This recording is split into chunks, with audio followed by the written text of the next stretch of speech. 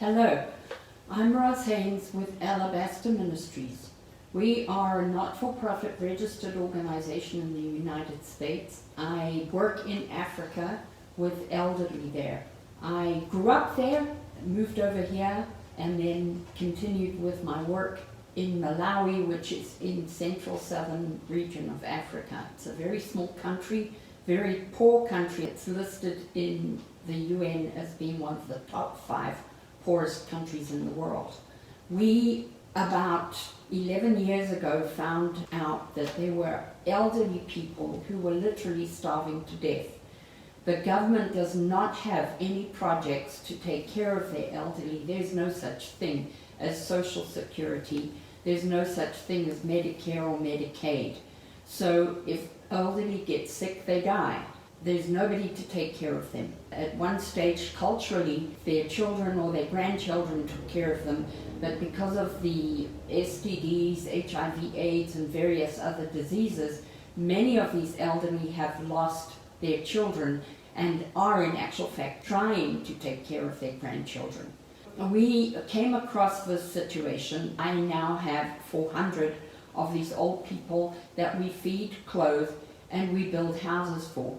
Many of their houses are built of mud, and during the rainy season they collapse. Some of our old people have died because the roof timbers and straw have fallen on top of them and crushed them. So we build nice little 2-roomed cottages with corrugated iron roof, fired bricks so that they won't melt in the rainy season, and we put concrete floors in. We put windows in with mosquito netting and burglar bars, because the tragedy is that some of the younger generation will prey on these old people and steal what little they have. They also have a lockable front door, and they proudly walk around with their keys on a string hanging from their neck. Cottages cost us $500 to build. Added to that, we bag food and whatever else we can afford every 3 months and distribute. Their protein in the bag is soya pieces, which last them approximately 6 weeks.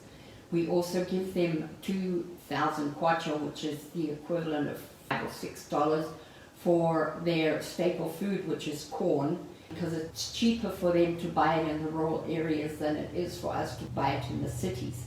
And it's easier to carry a banknote rather than carry 10 kgs of corn on their heads.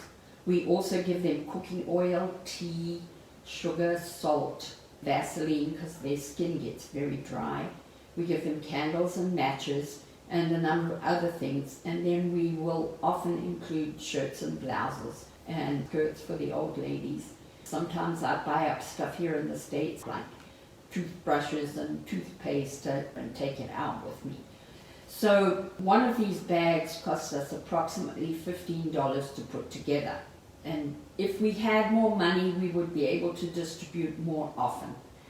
We also are approaching winter in April. It's opposite over there, so when it's our summer here, it's winter over there. I try to give them blankets every winter, but sometimes it's cost ineffective for me. I can't raise enough money to get them a blanket for the winter time. A blanket in Malawi costs approximately $5.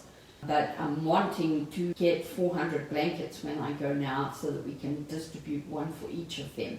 Up in the mountains in the wintertime, it does get really cold. We have grown to love them. They've become individual to us. They're not just a mass of 400 faces any longer. We recognize each of them, and we love them, and we love to take care of them.